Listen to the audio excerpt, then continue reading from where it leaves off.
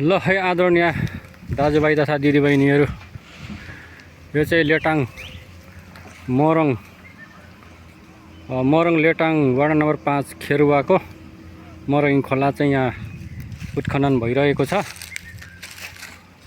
यो मापदण्ड अनुसार छ कि छैन भन्ने कुरो चाहिँ यहाँका जनप्रतिनिधिहरू बुद्धिजीवीहरूले है राम्रोसँग चेक गर्नु होला, निरीक्षण गर्नु होला हैन। यो चाहिँ मोरङ खोला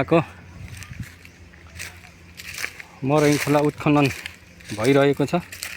हुन त यो नगरपालिकाले नै नगरपालिकाका सम्झौता अनुसार नै गरेको होला हैन, तर पनि यसको मापदण्ड के छ त त्यो चाहिँ ख्याल राख्नु होला आदरणीय लेटाङको जनप्रतिनिधिज्यूहरू।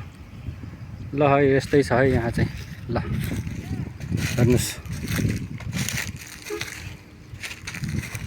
माथिदेखि यहाँ तलसम्म छ। यो यहाँ वरपर खेतबारी यहाँसम्म छ हैन।